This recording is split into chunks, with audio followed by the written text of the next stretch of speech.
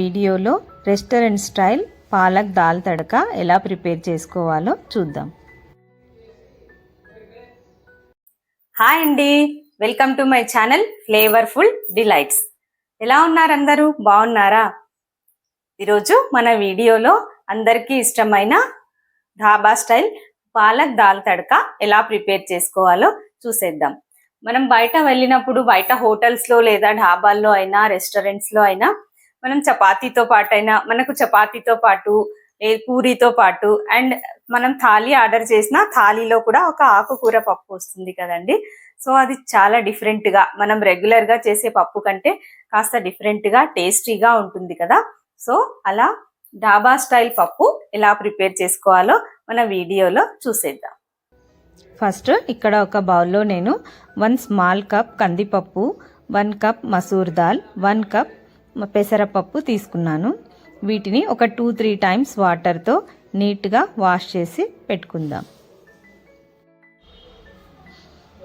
ఇప్పుడు stove on చేసుకొని stove మీద కుక్కర్ పెట్టేసి కుక్కర్లో మనం నీట్గా వాష్ చేసుకు పెట్టుకున్న పప్పు వేసి అందులో 1 spoon salt, 1 spoon red chilli powder, 1/2 spoon పసుపు అండ్ 2 గ్లాసెస్ ఆఫ్ వాటర్ వేసి 2 విజిల్స్ వచ్చే వరకు పెట్టేద్దాం. ఇందులో నేను జస్ట్ 1/2 స్పూన్ ఆయిల్ కూడా యాడ్ చేశాను.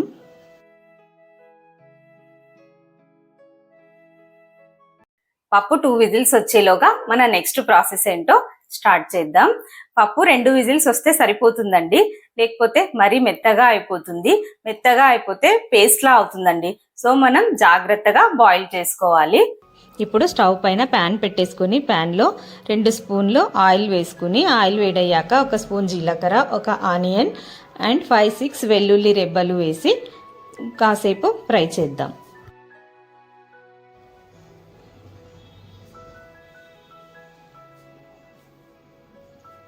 ఆనియన్స్ కాస్త సాఫ్ట్ అయిన తర్వాత 4 పచ్చిమిర్చి, 1/2 టీ స్పూన్ పసుపు అండ్ 1/2 స్పూన్ కారం వేసుకుని ఒకసారి బాగా మిక్స్ చేసుకుందాం.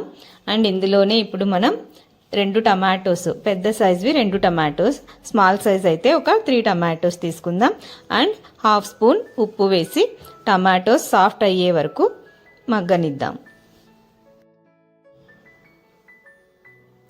టమాటోస్ బాగా సాఫ్ట్ అయిపోయాయి. ఇప్పుడు ఇందులో మనం నీట్గా వాష్ చేసి పెట్టుకున్న పాలకూర యాడ్ చేద్దాం. పాలకూర యాడ్ చేశాక ఒకసారి అంతా బాగా మిక్స్ చేసుకున్న తర్వాత కాసేపు మూత పెట్టేసి పాలకూర మగ్గనిద్దాం. చూసారుగా పాలకూర కూడా బాగా మగ్గిపోయింది. 3-4 మినిట్స్లో బాగా సాఫ్ట్ అయిపోతుంది పాలకూర. తర్వాత ఇప్పుడు ఇక 2 విజిల్స్ అయిపోయాయండి. ఒకసారి కుక్కర్ ఓపెన్ చేసి చూద్దాం, పప్పు ఉడికిందో లేదో చూసుకుందాం. నాకైతే ఇక్కడ సరిపోయిందండి. పప్పు మరి పేస్ట్లా అయితే టేస్ట్ బాగుండదు. తర్వాత ఇప్పుడు మనం ముందుగా ప్రిపేర్ చేసి పెట్టుకున్న పప్పు ఇందులో వేసేద్దాం.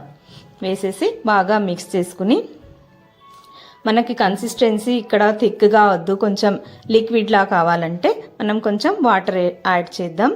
నేను ఇక్కడ ఒక 1/2 గ్లాస్ వాటర్ యాడ్ చేస్తున్నాను. వాటర్ యాడ్ చేసాక ఒకసారి పప్పు అంతా బాగా మిక్స్ చేసుకుని ఒక 2 మినిట్స్ లిడ్ పెట్టేసి లో ఫ్లేమ్లో ఉంచేద్దాం. 2 మినిట్స్ తర్వాత ఓపెన్ చేసి చూస్తే మన కన్సిస్టెన్సీ పప్పు ఇలా ఉంటుంది. సో నాకు ఇలా చాలండి. ఇప్పుడు ఇంకొక స్టెప్ ఉందండి, లాస్ట్ స్టెప్. ఇందులో మనము స్టవ్ మీద ఒక ప్యాన్ పెట్టేసి అందులో 2 స్పూన్స్ ఘీ వేసి, నెయ్యి తీసుకున్నాను 2 స్పూన్స్.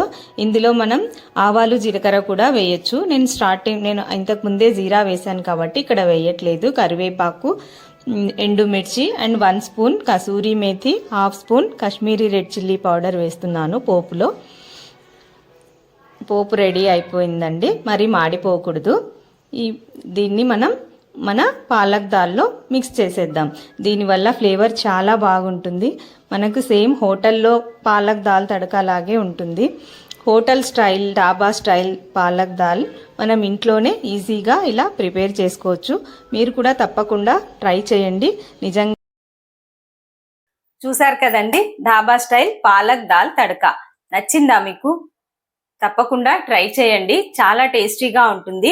మీరు పూరీలో తిన్నా, రైస్తో తిన్నా, చపాతీలో తిన్నా టేస్ట్ చాలా బాగుంటుంది. ఎప్పుడు రెగ్యులర్గా కాకుండా ఇలా ఒకసారి పాలక్ దాల్ తడక ట్రై చేసి చూడండి, మీకు తప్పకుండా నచ్చుతుంది. వీడియో నచ్చినట్లయితే ఛానల్ని లైక్, షేర్ అండ్ సబ్స్క్రైబ్ చేయండి. Thank you for watching my video. ఇంకో మంచి రెసిపీతో నెక్స్ట్ వీడియోలో కలుద్దాం. Bye bye.